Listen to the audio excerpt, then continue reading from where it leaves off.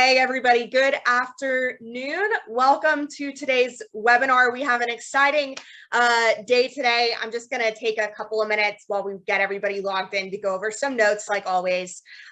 First of all, I'm really excited today because we have a friend of Merrifield joining us.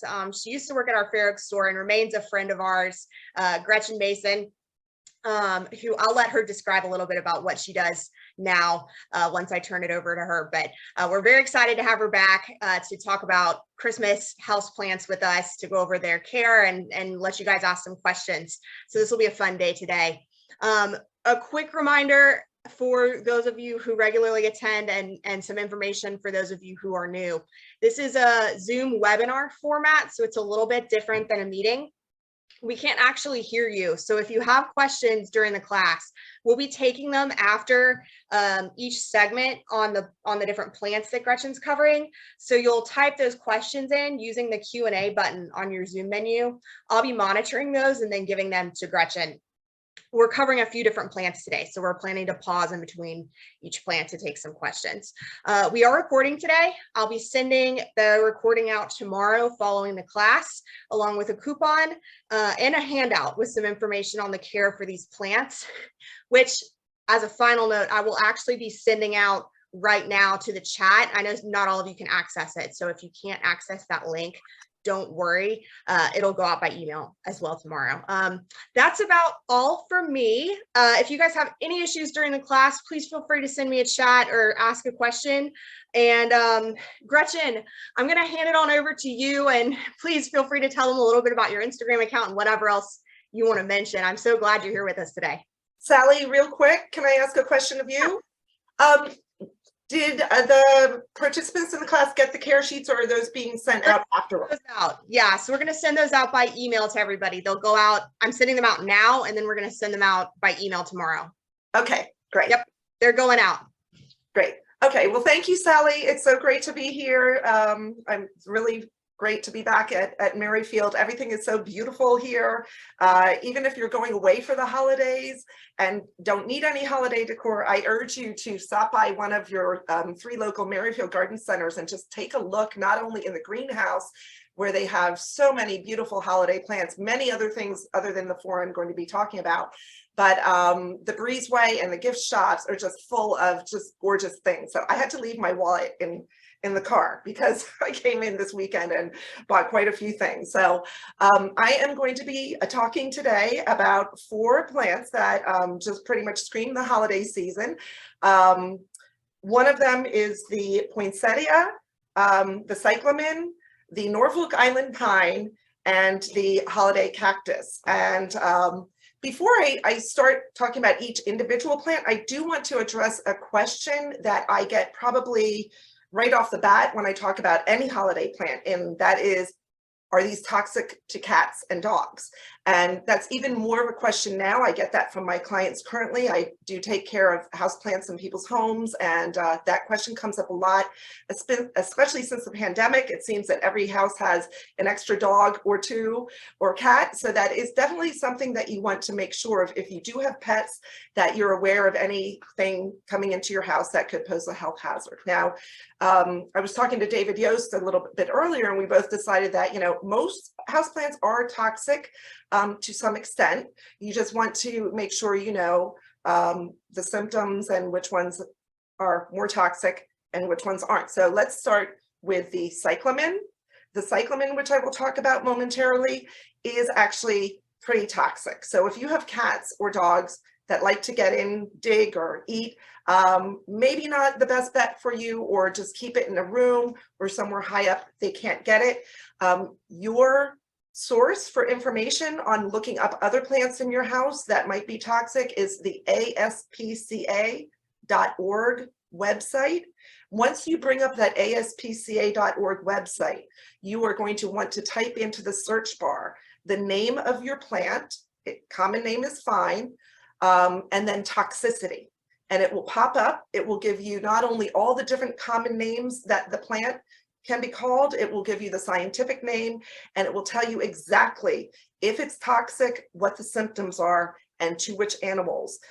So for instance, for the cyclamen, I printed out right from the website. That's what we go for. And it says, yes, toxic to dogs, cats, and horses. Clinical signs are salivation, vomiting, diarrhea, followed by all kinds of gastrointestinal issues and seizures, and could be death. So they are very, very toxic. The second plant that I'm going to address is the poinsettia. Now, a lot of people consider this highly toxic, like the lily. Not so, says the ASPCA. If you look up, it does say that it's toxic to dogs and cats. It's more mild. A lot of people didn't think that when I was growing up. The symptoms are going to be the same, maybe some mouth irritation, some vomiting. But as far as the ASPCA says, it's funny, they just changed this, generally overrated in toxicity. And that's because people used to think it was very toxic, but still mildly toxic. You may want to stay away from that. The good news is that the Norfolk Island pine, which I'll get to in a minute, not toxic to cats or dogs. Same with our holiday cactus, not toxic, perfectly safe. So I like to address that ahead of time because sometimes I forget, and that's always the first question. So let's get started. I usually start with poinsettias because that, that's the one that screams Christmas, but I think I'd like to start with the cyclamen today. And I have a personal history with this plant. It was a love-hate love relationship for me, I would say. I was not aware of these. I don't remember seeing these when I was growing up as a young girl. The first time I saw these, I was probably in my 20s, and I was just fascinated by them. They have these flowers that, they appear to hang upside down, you can see, and they pop up and the foliage is just beautiful. And I thought I have to have one of those. And I brought it home, and I'm great with plants, and it died. So that's where the hate came in. I thought, well, that's a silly plant, I can't grow it. Then I did some research on it. And once I learned about it and figured out how to keep it, I'm back to loving them. They're so beautiful. Some of the traits that I love are the deep green foliage. If you can see, every leaf is variegated and has a different pattern. And they're kind of these heart-shaped leaves, which are so pretty. And then, of course, the blooms, which this is a hot pink and white one. They come in, here's a really large one back here. Isn't this beautiful with those red blooms? Different color on the leaves than the pink ones. So they are all unique. And I've always said, I have a friend who's an artist. I've always said, if I could paint, I would paint a cyclamen because they're so beautiful. To understand how to take care of a cyclamen properly in your home, you really need to know a little bit about where they grow natively. This plant grows in parts of Europe, Northern Africa, and Asia, around the Mediterranean Sea. It's an area, it kind of looks like a lake. And you have Asia over here, you have Europe here, and North Africa. It makes a little round area called the Mediterranean Basin. And the fact that it's surrounded keeps the cold weather out. It's not going to be freezing cold and snowing in any of those parts of Europe, Asia, or North Africa. So cyclamen, there are some that can withstand frost, but the ones that you see at the store that around the holidays are called florist cyclamen, and they are tender, meaning that they can't take frost. So this is something, if you buy this nice red one, you do not want to put it outside. It is definitely an indoor plant. Typically in that region, 45 to 55 at night, and then 55, 65, 70 during the day. They do not like temperatures above 70 degrees. So remember that for our care. Also that region, because it is around the Mediterranean, very humid. So keep that in mind when we talk about care. Let's talk about what you want to look for before you bring one home, because that's a really big part of your care. The care does not start at home. It starts when you're picking out a plant. If you pick out a plant that is not healthy, no matter how good you take care of it, it may not perform the way you want it to. So I'm going to talk about what you want to look for when you're picking out a cyclamen. You want the foliage to look nice and dark and green like that. Now there's no leaves. If you start seeing yellow leaves, that's a sign you don't want to buy it. That could either mean that it has been kept too moist and it's starting to rot. It could also mean that it's gotten too hot, especially if the leaves are soft and yellow. Could be that it's gotten too hot, gone too moist. If they're yellow and they start getting crisp edges, could be too dry. So just make sure the leaves are nice and green. You want the stems on the flowers to be upright. I have seen these sometimes in larger big box stores and they'll kind of be flimsy and drooping over. No, too hot. So you want them nice and erect. You want the color to be nice and vibrant. Again, I have seen them places sometimes and you'll know they look a little bit pale. If the flower is pale, if the red is not a bright, bright red, you know, could be something in the way they were grown, not enough nutrients, could be, again, too hot. These guys really don't like to be hot. So check the color, and that's pretty much what you want to make sure. No yellow leaves, nice and green, nice erect, and then a nice shape. I like to pull these guys up. You will notice that when they come up, here's your little bloom, and then it opens up and pops right up. So once you have picked out your cyclamen, you don't really need to worry. Again, they can go down to 45 degrees. If it's a freezing cold day, Merrifield will put this in a sleeve or a bag for you. You do want to protect it in temperatures below 50. Bring it home. And now we're going to talk about the proper place for your cyclamen within your house. That's where I went wrong. Again, cyclamen, they're part of the primrose family. They are cool weather bloomers, and so they bloom now. There's some primrose that will bloom in the spring when it's cool. These are blooming in the winter. They do not like a hot house. I keep my house very warm, not happy. So what I did is I found a spot where they are very happy, which is my master bathroom. It's over my unheated garage. It gets very cool at night, but it still has nice bright light. Another place is in my kitchen, behind my kitchen sink. I'm always washing a lot of dishes there at Christmas, and believe it or not, that does raise the humidity in that area, which they really like. And it's a corner northeast window, so it gets a little cool there at night. So find a cool spot with really nice bright light. They don't want any direct sun. Avoid places like over your fireplace, on your mantle if you're having fires, next to your stove. And of course, as with all of these plants today, you do not want to set them above a heat register on the floor or below an overhead heat register. Nice bright light, and should be happy. So now we're going to get to the part that a lot of people, including myself, my first time, fail. Watering. They like to stay moist. And they grow in nature on the bottom of forest floors where the ferns are, nice and moist and cool. So believe it or not, I check mine every other day. As I said, I have it mine in my master bathroom and in my kitchen. I'm always there. You do not want to put this in a guest room where you will forget about it. If you want to touch the soil, this is nice and moist. If I touched it today, I would just walk away. The minute you touch it and it's starting to feel just a little bit dry, give it a good drink. Make sure you always keep it in a pot with a drainage hole. If you're keeping it in a situation, as I have this Norfolk Island pine, in a cache pot, you want to make sure you empty the water out of that pot, because these guys grow from, let's see if I can get a picture, what's called a tuber. It's kind of hard to show, but if you look underneath, it looks like almost a small potato. Other things that grow from tubers are actually potatoes, daffodils, ginger. So that is the part that you are going to end up storing and having go dormant if you want it to rebloom later.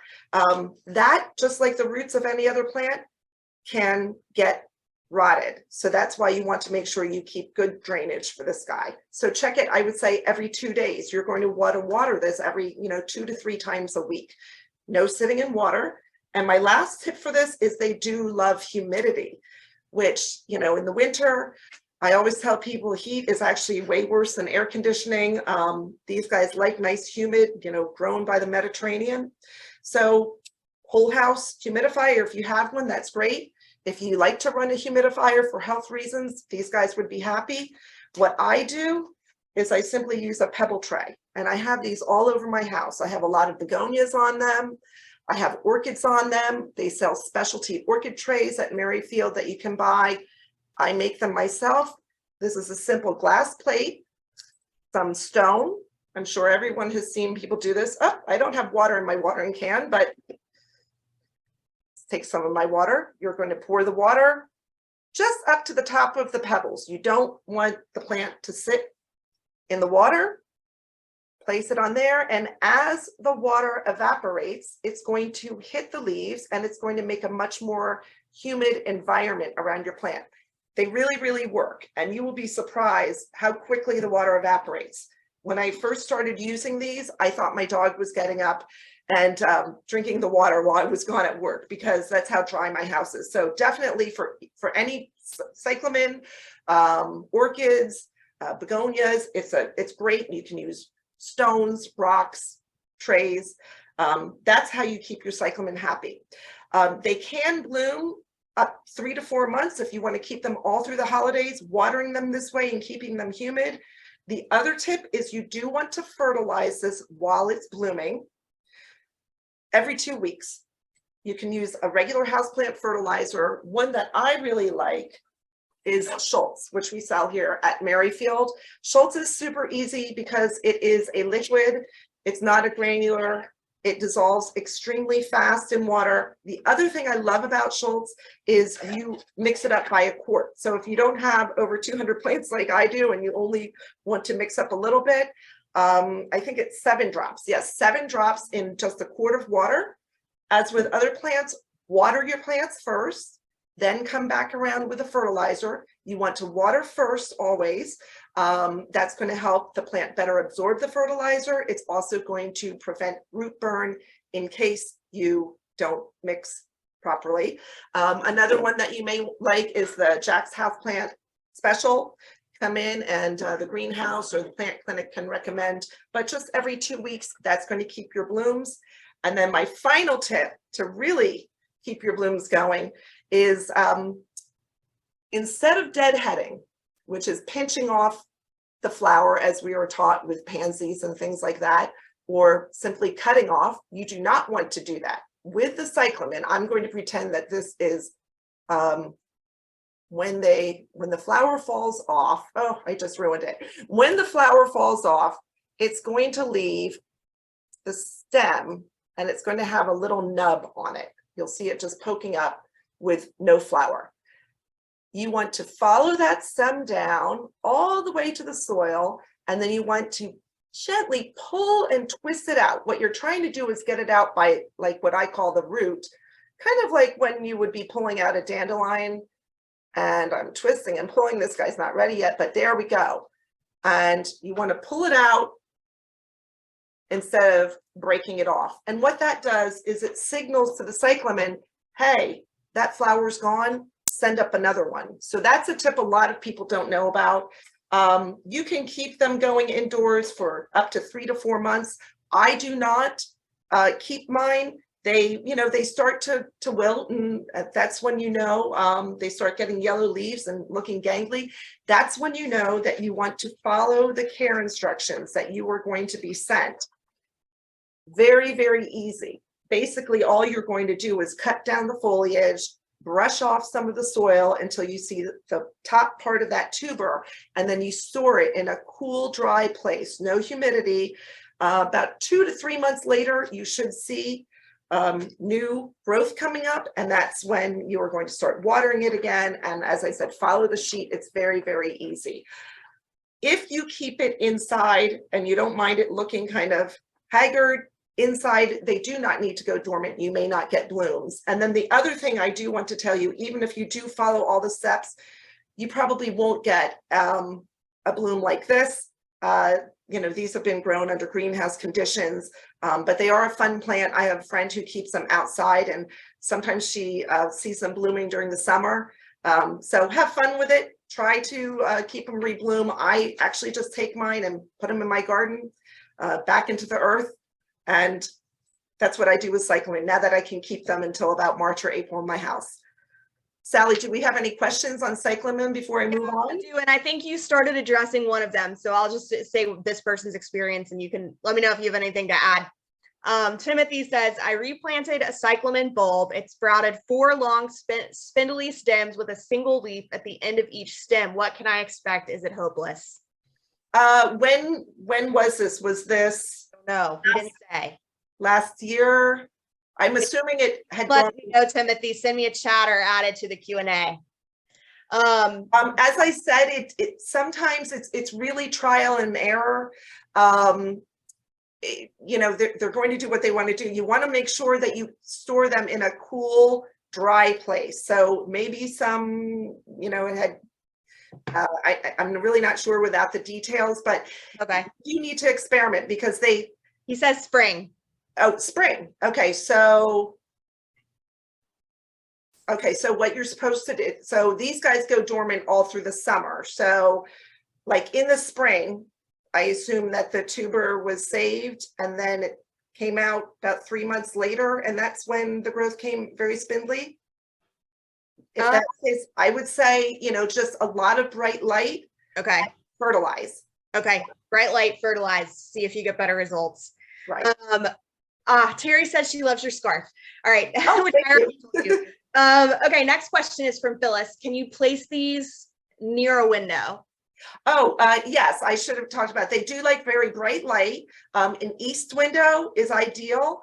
I have one in a northeast window, and it actually in that east window, it does get some direct morning sun.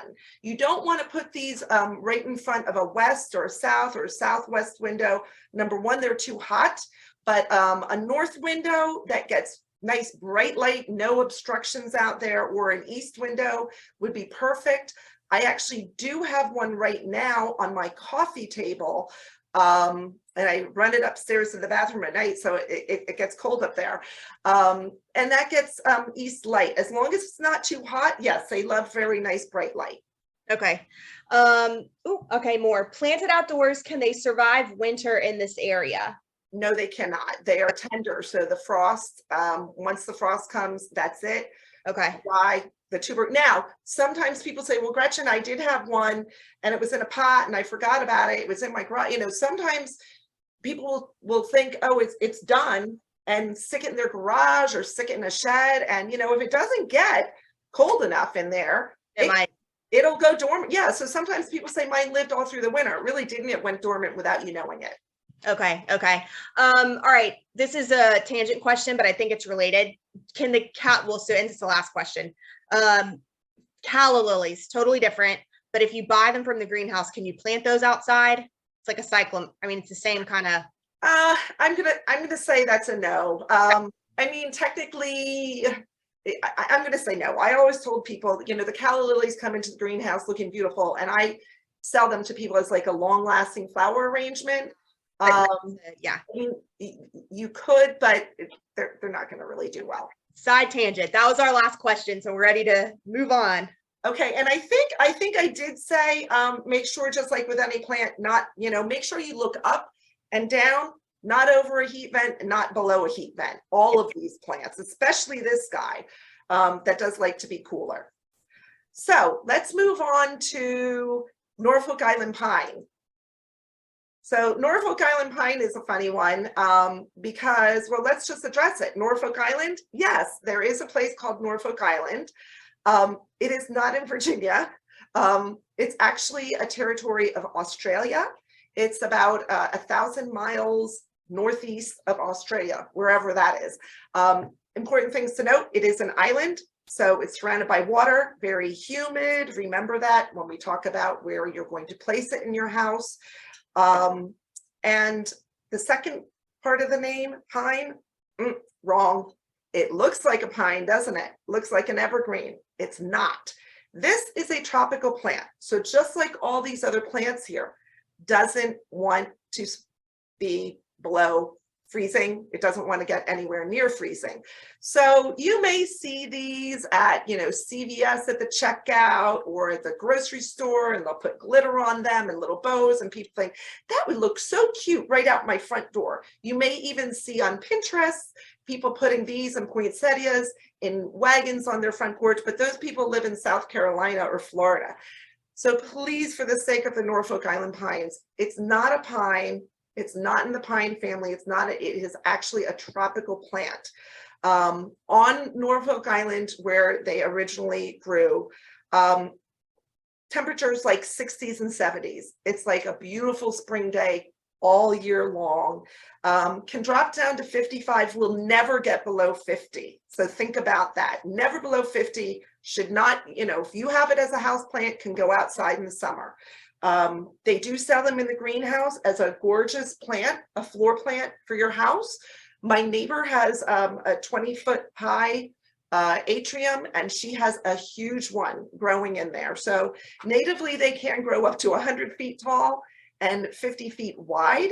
Don't worry, this guy will take many, many, many years to get that big, but it is something that if you're buying one for a house plant, you do want to keep that in mind. Of course, you can always cut them back, but they look nicer if you keep them in the shape that they're in. So they are tropical. They are not a pine. Please do not put them outside. So that being said, pretty easy. Not a lot to say about this guy. Let's talk about buying tips.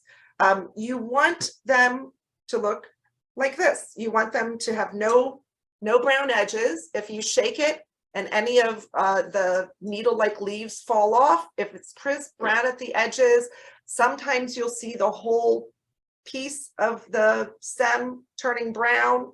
If it has a pale green color, don't buy it. It probably has gone too dry, or it has probably been too cold. You can safely buy the ones at Merrifield. They take really good care of them.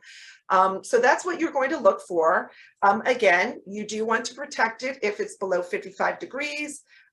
Bring it home, bring it right home. Do not leave it in your car when you go to Costco to buy just one thing. You know what will happen. You'll come out 2 hours later and they do not like the cold. When you bring it home, these guys, very bright light. They want a lot of light. Again, east window, you could even put west, started out a little bit away from the window, but they can take a lot of light. Grow on an island, so remember the humidity. So again, perfect to put your little Norfolk Island pine on your pebble tray, put a humidifier near it, and make sure that you watch out for those air vents. And like I said, oh, and these guys would love to go outside. So if you keep this as a house plant, put it outside, start it in shade, and then it can take, dappled filtered outdoor light. They'll love the humidity, and they look pretty. Just don't forget to bring them inside once the winter arrives. So any questions on the Norfolk Island pine? We don't have any questions on the Norfolk Island pine. If anybody has any, please feel free. Just want to remind everybody, we've been getting some questions in about like logistical stuff. So we'll be sending out the recording and the plant handouts tomorrow. The plant handouts are available on the website for those of you who are asking, but they can be a little difficult to find. So I'll send the recording. Okay, here's a question. My Norfolk Island pine, this is from Joanne, which I've had for about 10 years, has done fine, but recently the trunks and stems have been turning brown. Can you help? Turning brown. The trunk and stems turning brown, like the whole. So I'm wondering, they could be humidity, but if it's just, you've had it that long, repot. People always jump to repot things when it's not necessary, but if you've had it 10 years, I'm wondering, has it been repotted any time in the last couple of years? That would be my first question. May need to have some fresh soil in there. Also, the other thing I didn't talk about is fertilizing. No need to fertilize these guys in the winter. They kind of, even though they're tropical in this area, they kind of don't do a lot of growing. They go a little bit dormant in the winter, but in the spring and summer, go ahead and you can fertilize them once or twice a month with a good balanced houseplant fertilizer. They also enjoy a tablespoon of Epsom salts in a gallon of water once a month. So it could be that the soil has been washed out and you don't have a lot of nutrients. I would try not necessarily increasing the pot size, but when you take it out to change that soil, check the roots. If it looks like it's quite root bound, you might want to go up a pot size bigger. And then aside from that, other than, if you've been taking care of it the normal way, nothing in the humidity or light has changed, you can always take pictures of it and bring it into one of the plant clinics at Merrifield, because they may be able to look at. The other thing you could do is take a piece of that browning and bring it in. They can look at it under the microscope. You never know, it could be a pest issue. So it could be a lot of different things. But I would start by maybe bringing a little sample into Merrifield and trying with a soil refresh, see how that does. Definitely. Okay. All right. That's our only question on the Norfolk Island pine. Great. And I love that she's had it for 10 years. That's a lot of people, we do get those calls from people that need them rehomed because they've gotten so yeah, big. we were talking about that before class started, about the one right. that was and the thing is, if you see these, my parents live in Florida, and my mom's a master gardener. She gets mad every time we drive by this big one outside. She says, well, those are invasive. They're not native to Florida. It shouldn't be here. I said, but Mom, it's so beautiful looking. They get these layers. If you come into the greenhouse and look at the larger one, sorry, I'm making a mess here. I don't know if you can see, they kind of get these shelves almost. And when they get tall, they're just beautiful. So I love that she's kept it as a houseplant for 10 years. They really are quite easy once they mature. They're usually not too picky. We do have one more question quickly about this. Can you reiterate the amount of water to use with 1 tablespoon of Epsom salts for the Norfolk Island pine? 1 tablespoon in a gallon of water. 1 tablespoon a gallon of water. All right, thank you. Yeah. And you can use that for a whole lot of different plants. A lot of plants do like the Epsom salt. Make sure though, when you buy the Epsom salt, because has become so popular as a bath soak, you don't want any kind of moisturizer or lavender. No, really, people, just go to CVS or Walmart, the pharmacy, and buy just a regular old Epsom salt. Yeah, I'd be the one buying the eucalyptus and lavender scented Epsom salt to feed my plants. And I didn't talk about the watering needs for the Norfolk Island pine. They do like to stay moist, but us plant people, we love to drive you crazy and say, moist but not too moist, dry but not too dry. What does that mean? Again, don't let it sit in any water. I bring mine to the sink and water until water is draining out the bottom. I let it drain until no more water is coming out, return it. And then something like this, you're going to want to check maybe once a week. And I'm just saying check, not water. Touch the top of the soil. Once the top of the soil feels dry, I stick my finger down to my first knuckle. That little, about ½ inch layer, once that's dry, if it's a larger plant, at the top inch, once that's dry and starts to pull away from the soil, give it another good soak. So people say, well, they like to stay moist. And I say, well, they do like to dry out slightly between waterings and never sit in water. So let's go on. I'm going to save the poinsettia till the end because I usually lead with them. So let's talk about holiday cactus. And no, I'm not saying holiday cactus instead of Christmas cactus to be politically correct. I'm saying it because there are actually, as many of you probably know, 3 different versions of this plant. What I am holding here right now is a Thanksgiving cactus.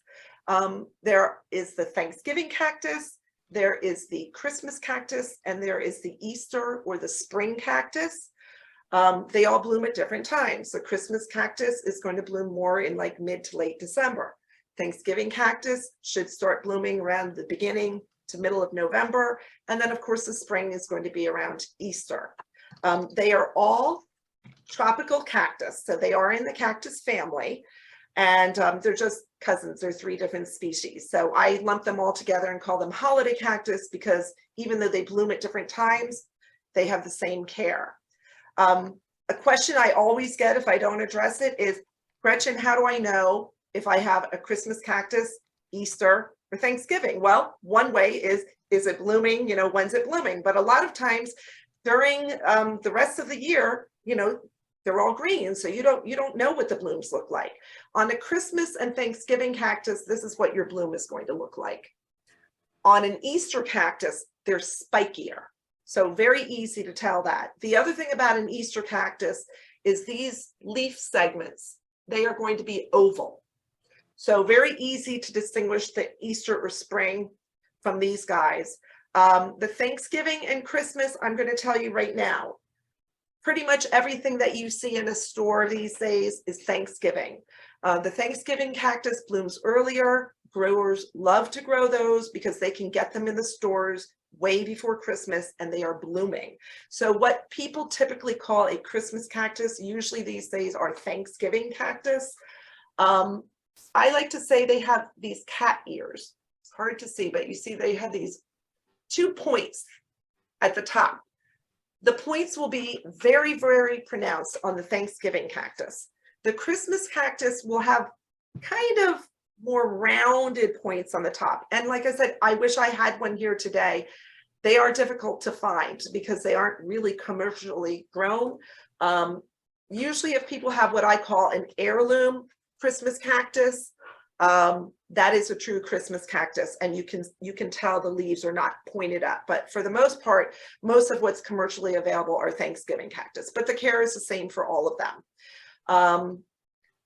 Again, I like to talk a little bit about where these grow natively, so you know how to replicate that environment in your home. These guys are a true cactus, but they are a tropical cactus as opposed to like a desert cactus. So they are going to grow, they grow in South America, in rainforests and mainly Brazil. They are epiphytes, meaning that they don't grow in soil. We have them potted in soil, but in nature they grow like orchids or air plants, Tillandsia. They'll grow in crevices of rocks, they'll grow in trees. They get their nutrients from the air and the rainfall and all the detritus from coming off of other plants and from the forest, and very, very rich in nutrients just from taking in the air. So when you do pot yours and repot, you're going to want to keep that in mind. Add some perlite or some pumice to the soil so it's well draining, because these guys don't naturally live in soil, but they're fine in soil. So that's what you, so rainforest, you know, temperature is going to be about the same as the cyclamen. They would be able to withstand, you know, 50s, high 45, 55 night, 55, 65 day. They can go higher in the summer when they're not blooming. When they're blooming, they prefer to be a little bit cooler, but nice household temperature. So the first thing that you want to do is, again, pick out a really nice one. If you buy a poor specimen, it's not going to do well, and that's not going to reflect well on you. So what do I look for? What you want to look for is first inspect the leaf segments. So they are succulent and they should not be wrinkled. I don't know how many of you have succulents at home, but as you know, if they go too dry, they will start to take water from the foliage and they will get wrinkled. So if you see any wrinkles or they look flat, if you don't want them, they've gone too dry. If any of the leaf segments are mushy or starting to turn brown or black, that means that they are being kept too moist, could be root rot. Pass that up. The other thing that you want to look for is buds over blooms. Now this looks absolutely beautiful with all those blooms, but if I was going to pick this out, I would also want to be counting how many buds are on there. And I do see quite a few, 1, 2, 3, 4, 5, 6, 7. When you come to Merrifield after Christmas and these are on sale, you're going to see, you know, you're buying it with no buds, it's not going to bloom till next year. So if you're giving it as a gift, it's nice to have a lot of blooms, but you want to make sure that you have a lot of backup buds as well. And that is the same with the cyclamen. You definitely want more buds on both of these plants than blooms. These are going to bloom for a pretty short period of time. Thanksgiving, mine are already done. Last year I got a bonus bloom. Sometimes they will send up a second bloom a month or two later if they're very happy. So once you've picked out a nice one in the store, again, these guys do need to be protected from the cold. So if it's below 55 degrees, Merrifield is going to wrap them up, bring it home immediately. Don't let it sit in your car. And then you want to find a nice appropriate spot for it in your house. I do want to talk about what happens quite frequently. These guys don't like to be moved around as I'm moving it around. Once the buds have set, you're going to want to keep it in one place. So if you buy a new one and you bring it home and you notice the buds are starting to drop, that happens. They're a little temperamental. They're kind of like a ficus. They like to drop their buds. So the first year, you may lose a lot of those buds. Just make sure that you're caring for it properly. And the next year and every year after that, you'll get even more blooms. But once it does start blooming in your house, keep it in the same place. They don't like to be moved around. And it can be very normal for them to lose buds. Now, if all of a sudden, a month or two later, it's losing buds, that could be a sign that, you know, your watering is off or your light is off. When you bring it home, these guys really like nice, bright light. I have mine in a room that has a west window, but it has those shutters. So no direct, it can get a little, you know, very, very bright in the west. East window is fantastic. They love that morning sun. So they do want a lot of light. Even though it's a cactus, it is a tropical cactus. So when we talk about watering, you're going to want to water these, and then you are going to want to check them. I would say check once a week. Wait until the top of the soil is dry and the soil starts pulling away from the edge of the pot. So depending on the temperature in your house and the light, it may need to go a little longer and the pot size. But you do want to let it dry out. But unlike their cousins that are the desert cacti, those cacti like to go dry and stay dry. These guys, let them dry out, give them a good drink, let it drain through, always in a draining pot or you're going to get the root rot. So these are a little bit more forgiving than the cyclamen. If you're really busy during the holidays, this is the plant. It's good. Even if it starts to get a little bit wrinkly on the leaves, you can make up for that by quickly watering. So don't be too heavy-handed or too frequent with your watering of these guys.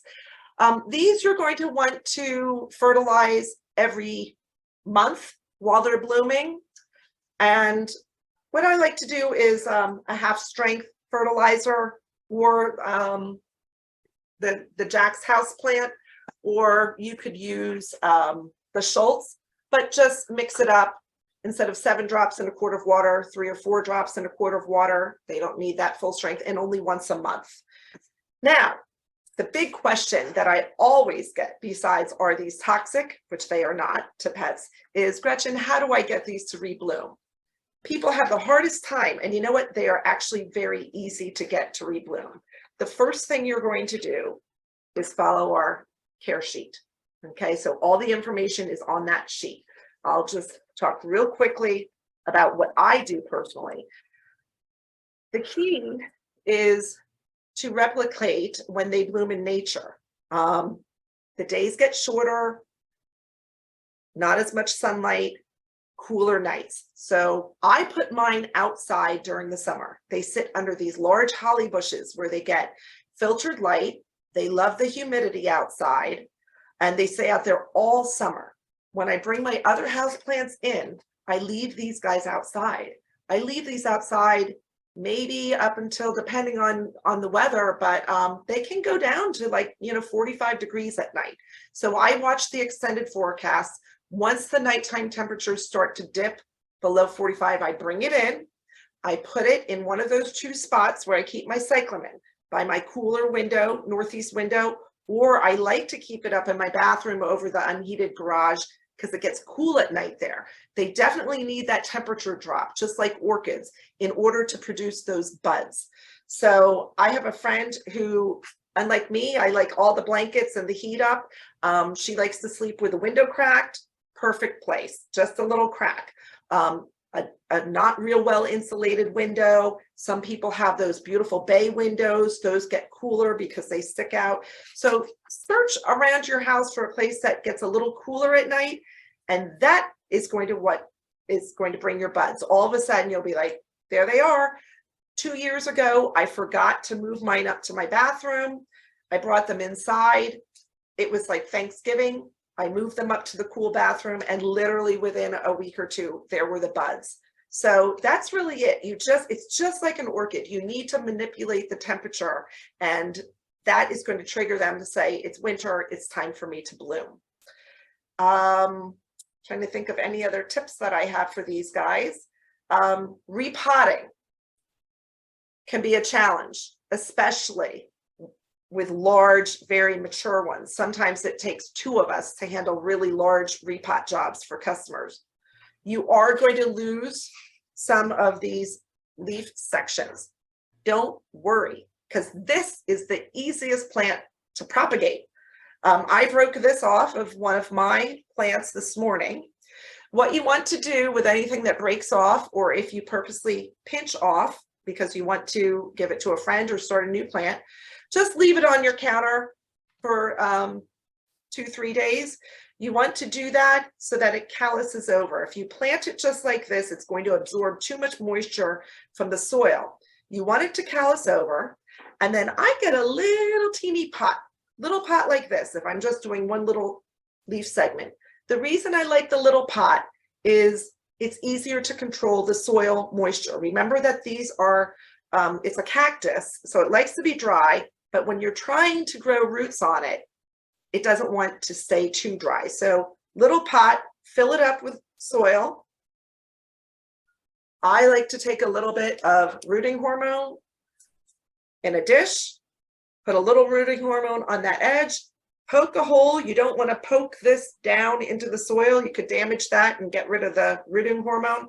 Take a little chopstick, poke a little hole, stick it in the pot, water it really well, stick it on a windowsill, and it will grow.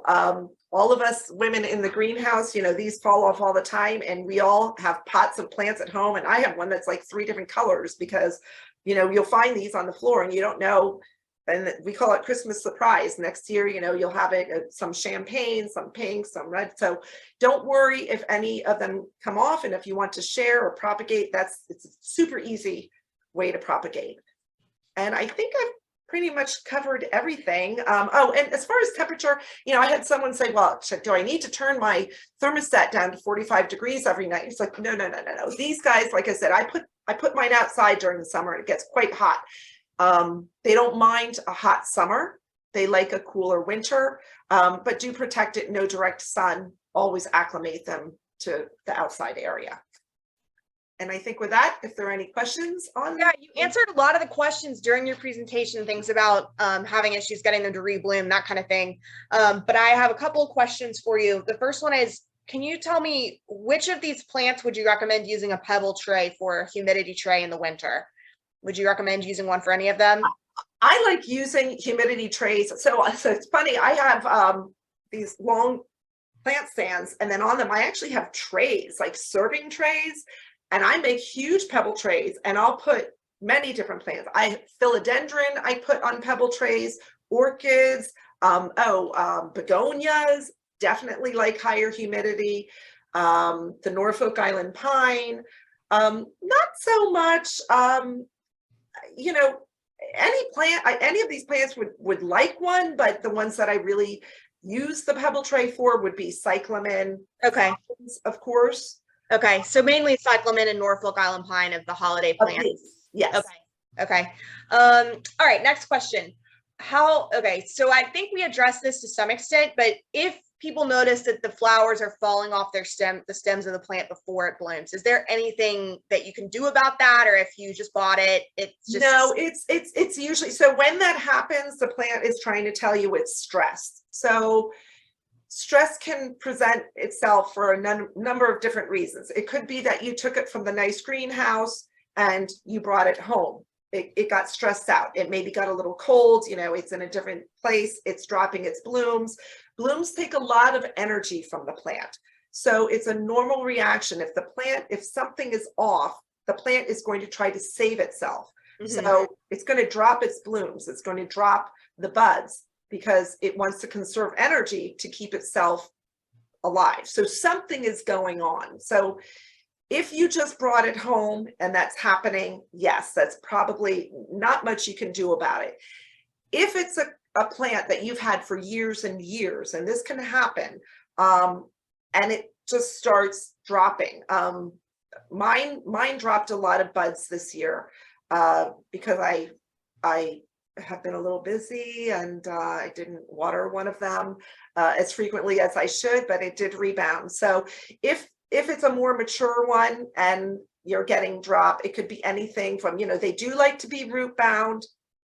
Sometimes plants do need to be repotted, but I feel like anytime something out of the ordinary is happening to plants, people jump to repot. That's not always the case, but if it has been many years, you may want to check. If it does seem root bound, one pot size bigger, or you could always divide, see how they grow in sections, put half in one pot, half in another. But just keep in mind that flower drop and bloom drop, bud drop, it is trying to tell you something. If you have moved the plant, if it's getting different light, you may want to adjust that. Okay. All right, next question. If you're propagating, how long does it take before the little leaf becomes the big plant? Okay, so here we have, isn't this cute? You can buy these at Merrifield. And as you can see, this is 1, 2, 3 different leaves that have been planted in a little pot like this. So this started out like 3 of these. It's hard for me to say how long that will take. You'll get new leaf segments, maybe, a couple of them over the summer. So if I planted these right now, plant would probably be about this size in the summer, and then it would get the blooms next year. So they grow. They're succulents. They grow. You're not gonna have a shrub in 6 months, but No, they grow more slowly, but it's fun. Like I said, they're cute. This is on a windowsill, fine. Yeah, but you know what you do want, it's nice to stick a whole bunch in there, because the more you have, the more full your plant will look. Okay, yeah, good information. Cactus, you don't want to put them near heat vents, do you? I'm sorry, what? Can you put the cactus near heat vent, or does that need to stay away from the heat vents too? The Christmas cat? No, definitely. It's going to dry them out. Okay. I put things near heat vents because I buy things from Amazon that you can put underneath the heat vent that close that register. You may not want that, but like if you have a large room with lots of registers, you can safely put a plant stand over a register if you close and seal off.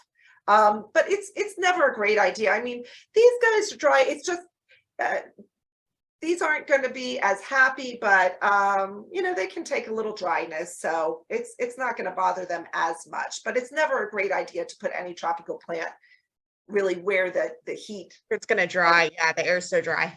Yeah. Okay, next question. Should I use cactus soil to repot the Thanksgiving cactus, or could you? I know you mentioned the regular soil with like the perlite. Is cactus soil better, or are they about the same?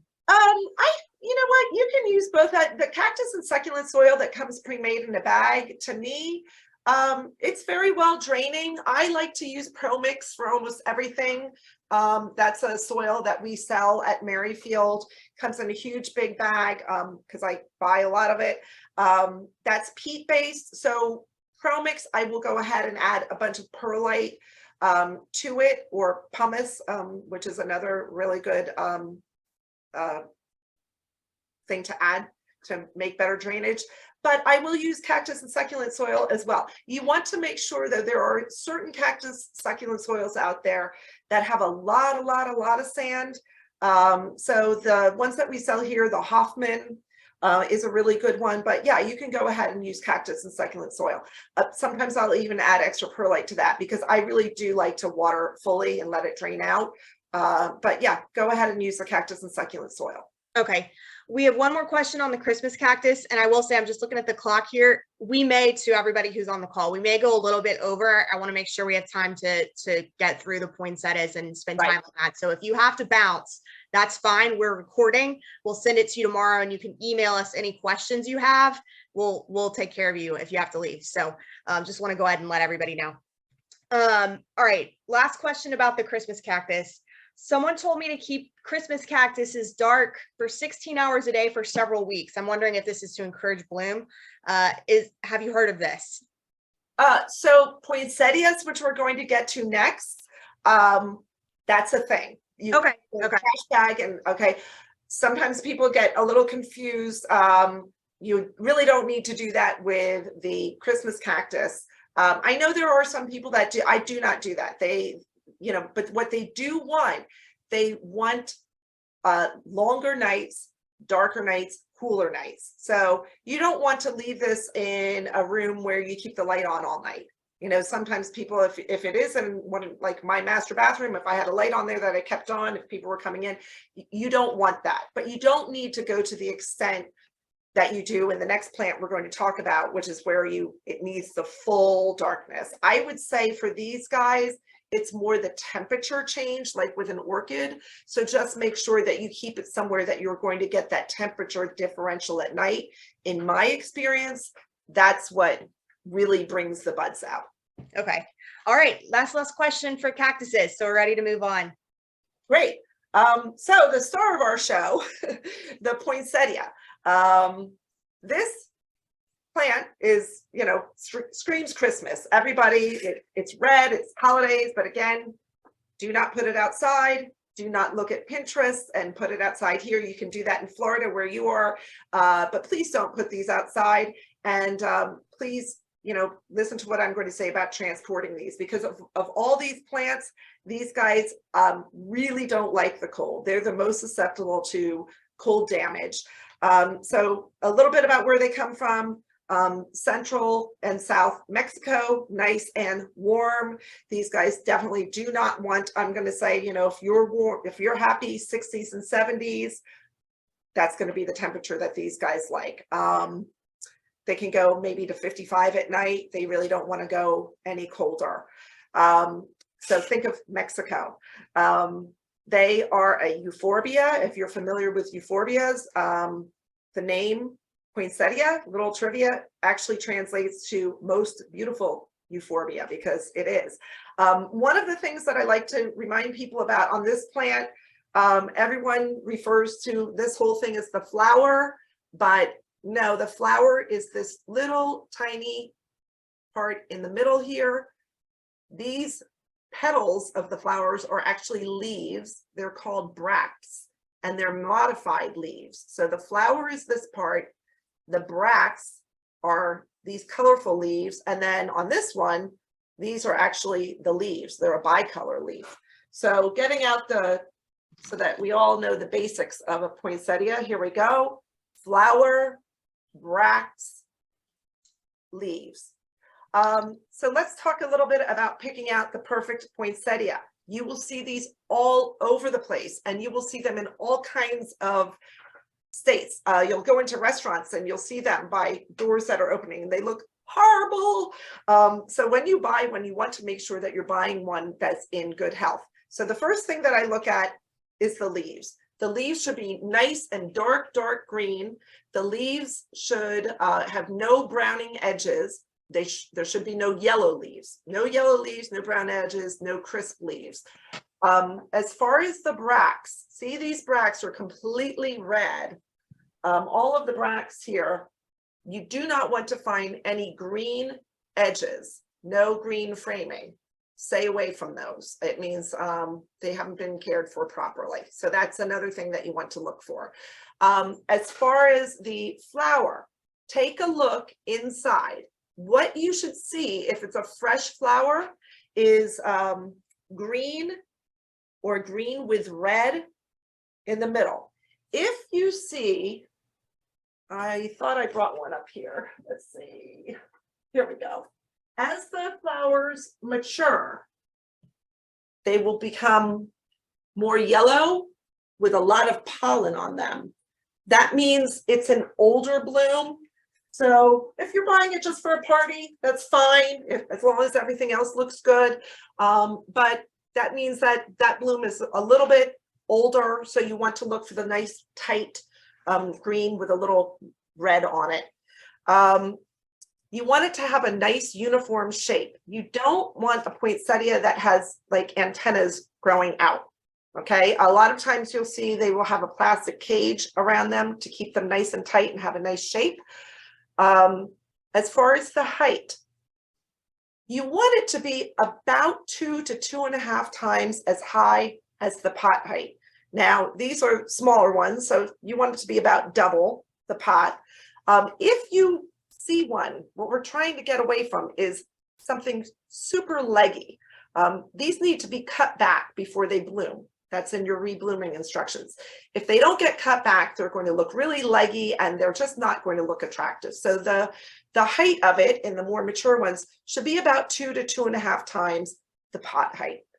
The last thing is when you're inspecting the bracts, to make sure that there's no green edges, you also want to make sure that they're smooth and they're not wrinkled. Just like with the holiday cacti, if these guys go too dry, or if they get too hot, and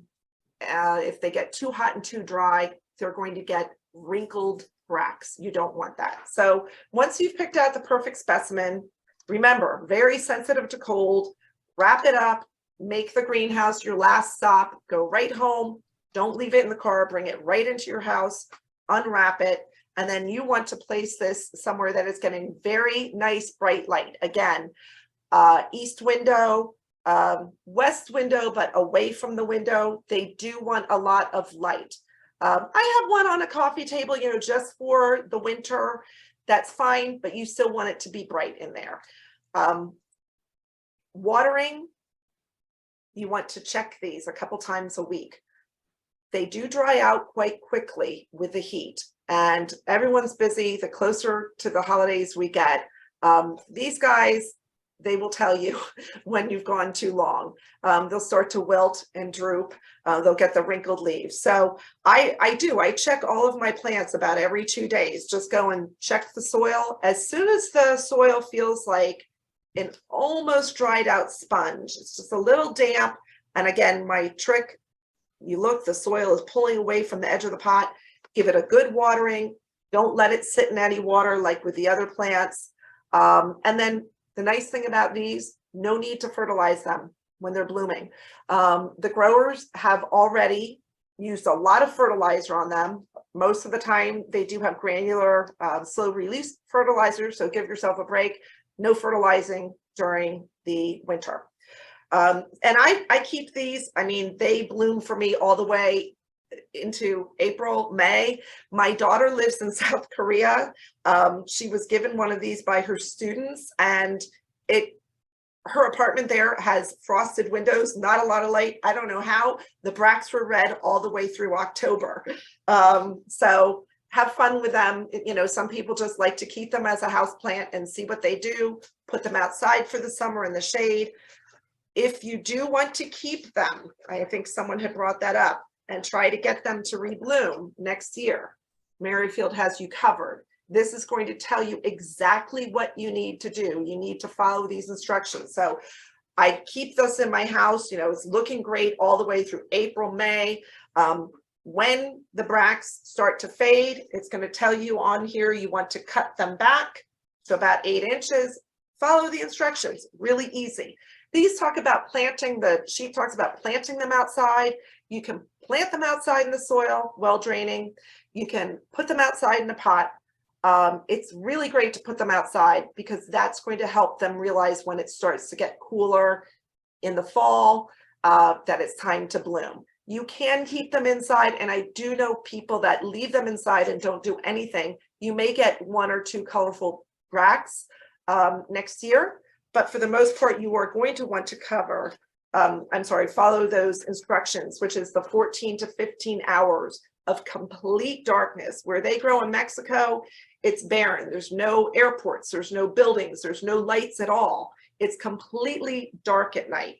A large trash bag, or put it in a closet and put a sign on that, because one year my husband opened up the closet and saw this plant in there and said, I found this plant, and he took it out and I screamed at him. So just a place that you're going to have to put them to bed, 14 to 15 hours, complete darkness, bring it out, give it nice bright light for about 8 hours, do the same thing again. And that's how you're going to get the bracts to develop and get a rebloom. And like I said, the poinsettia of all of these, I would say it's the most work to get them to rebloom. But I feel like if you do the work, they're actually easier to get to rebloom than the cyclamen, but they take a little more work. So, but these are the guys, again, the cold, please do not put these by your front door. If you're having people come in, believe it or not, those cold gusts will, you know, damage. These are the most cold sensitive plants. So baby them. And I think that's it for poinsettia. If we have some questions. Yeah, we have a couple questions, mainly on some varieties of them. And if you can't answer these, I'll follow up after the class. Have you noticed, did you see if Merrifield had, this Terry is looking for the plum pudding variety. It has purple bracts. Did you see that in the store at all? I have not. You could certainly call and ask. I don't believe that Merrifield has that. Speaking of different varieties, I did want to get to that. They do have right now for a limited time at Merrifield. I know at the Fair Oaks one. I always forget that kind is there. Oh, I love that. Yeah. Winter Rose. I'm going to take one home with me, even though I did all this year. I did light pink and white for a difference, but I have to have one of these because I didn't get one last year. Isn't this absolutely beautiful? I feel like I'm on QVC, but I can't say enough about how absolutely gorgeous. Yeah. And I just talked to the manager of the greenhouse here, Shirley, and what we have now here, that's it. So if you're interested in these, come out today because Winter Rose goes fast.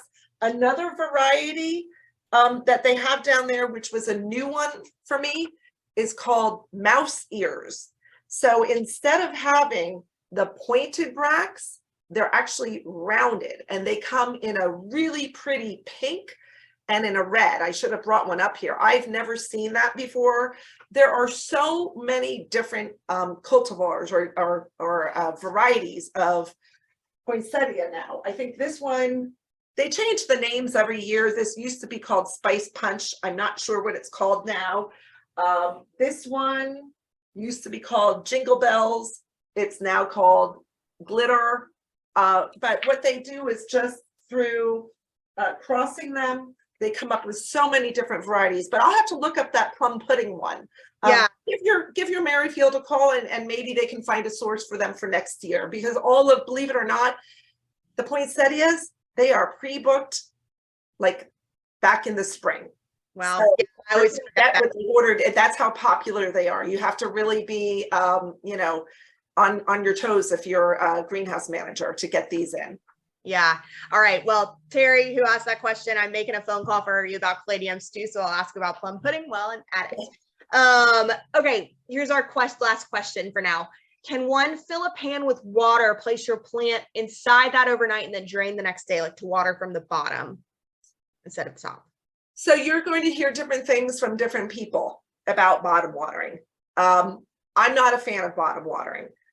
The reason I'm not a fan of bottom watering is that I personally feel that by the time it's watered, it's just so saturated. It's so heavy. I find personally that by just watering until it's pouring out the drainage holes and letting it drain, all of these plants I've talked about get a sufficient amount of water. You run the risk if you're bottom watering, maybe, you know, a couple hours. I would not leave them overnight. Now, sometimes people say, Gretchen, the soil in my plant is so old and so compacted that when I water it, the water just sits on top. That's telling you it's time to do a soil refresh and possibly a repot to one pot size bigger. There are certain plants, African violets do very well. Ferns do very well in self-watering pots, but I don't bottom water anything, and I would not leave a poinsettia or a cyclamen or anything sitting in a pan of water overnight. Now I know that there are people that do that, but it's just not work. It doesn't work well for me. I feel that the soil I use, again, Pro Mix, it's peat based. It holds a lot of moisture, so that watering is not a method that I personally recommend. Okay, great. All right, I have one more question, and I just typed this person too and said we may want to just connect her with Louis Ratchford, but she wanted to know if there's a way to get amaryllis to rebloom after storage. So I know this is unrelated, and I just wrote her back and said Louis Ratchford had a huge collection of amaryllis and would be happy to discuss. So he may be the person to ask. Yes, there are two people at the Fair Oaks store who I consider experts. One would definitely be Louis, and the other is Lynn, who works in our greenhouse on Saturdays. They are both super amaryllis experts, and yes, it is actually, they both have methods. It all has to do with how you put them, how you're going to store them. You want to put them on their sides, deprive them of water, but yeah, if you go through the process that you need to when you're putting them away to go dormant, they should definitely rebloom very, very easily. And I think that we also have a handout, so you could call in. Yes, yeah, we do. Yeah.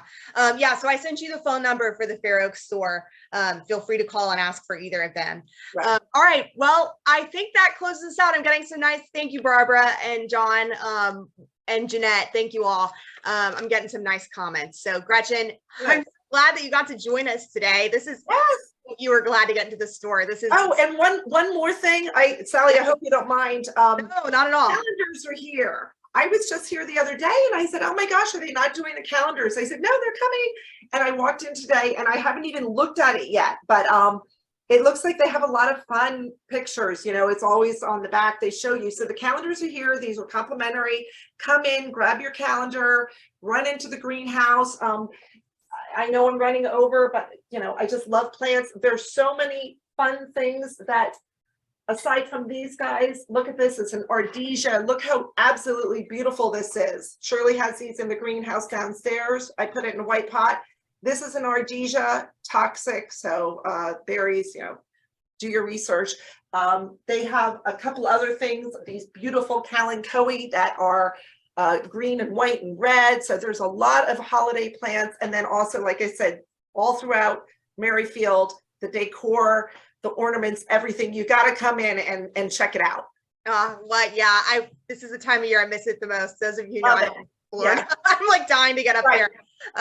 All righty. Well, Gretchen, thank you so much. I'm so happy that you joined us, and I hope we'll get to have you back again soon. Absolutely. Just thank you so much, and have a great Christmas to you. Everybody who's on the call, have a great Christmas. We look forward to seeing you. We have a few more classes coming up, so check the website for those. Please stop in the store, give us a call. It's a great time of year to be at Merrifield. So yeah, everybody have a great day. Thank you, Gretchen. Bye, everybody. Bye.